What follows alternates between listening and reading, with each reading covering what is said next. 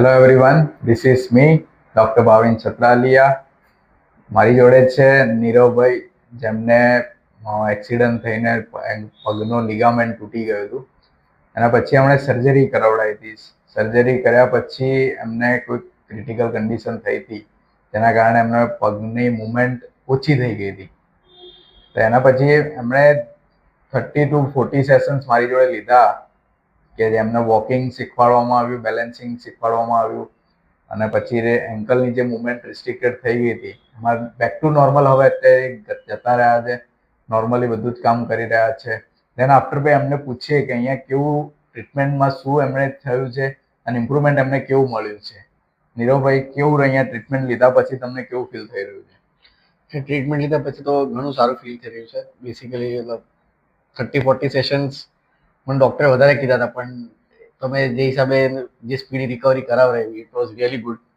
અને બધી રીતે જ્યારે મારી સર્જરી થઈ હતી એના પછી મને પગમાં ઇન્ફેક્શન થઈ ગયું હતું, જે ટાંકા હતા એ ટાંકા ખુલી ગયા હતા, અને એના લીધે જે મારે 1 મહિના પછી ફિઝિયોથેરાપી કરાવવાની સ્ટાર્ટ હતી એ મારે ડિલે થઈને અરાઉન્ડ 2.5 to 3 months પછીની મારી સર્જરી પછી મારે ફિઝિયોથેરાપી સ્ટાર્ટ થઈ ગયું હતું. એના લીધે મારું એન્કલનું મુવમેન્ટ અરાઉન્ડ 20-30% સુધી રહી ગયું હતું.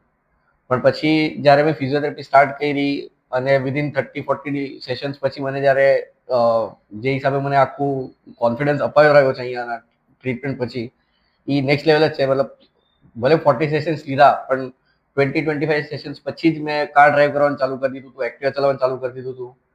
ને જે એન્વાયરમેન્ટ મળ્યું આ માટે ટ્રીટમેન્ટ માટે, એ મને ઘણું ફાસ્ટ રિકવર કરવામાં હેલ્પ કરી મને અહીંયા. મતલબ કે તમે જે ટાઈમ પીરિયડ માની ચાલતા હતા કે તમને 2 થી 3 મહિનાનો પીરિયડ લાગશે કે નોર્મલ લાઈફમાં હું પાછો વોકિંગ કરતા, કાર ડ્રાઈવ કરતા, એ આપણે 30 સેશનમાં બેકઅપ કવર કરી લીધું. બેકઅપ 30 સેશનમાં કવર કરી લીધું.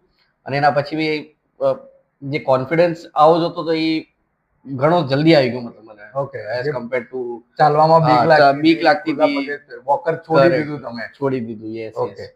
તો હવે જે તમારા રિલેટિવ્સ છે કે તમારું ફ્રેન્ડ સર્કલ છે, ગ્રુપ છે, એ લોકોને જો તમારે અહીંયાનું રેફરન્સ આપવું હોય તો શું કહેશો કે ટ્રીટમેન્ટ અહીંયા કેવી મળી રહી છે, અને સાથે અહીંયા થેરાપિસ્ટનો અને અહીંયાનો જે મારું સ્ટાફ જે કંઈ પણ છે, બધા ભરતભાઈ છે, પછી પૂજા મેડમ હતા, કે અત્યારે ભાવિનભાઈ છે, એ બધાનો જે ફ્રેન્ડલી એટમોસ્ફિયર જે છે, અને જે તમને હોમલી ફીલ, તમે ટ્રીટમેન્ટ લેવા આવો છો તમને ના ખબર પડવા દે, તમને એમ નોર્મલ એઝ અ ફ્રેન્ડને તમે મળવા જાઓ એ હિસાબે જે લોકો ટ્રીટમેન્ટ આપે છે એ એકચ્યુઅલી બહુ સરસ છે તમારી.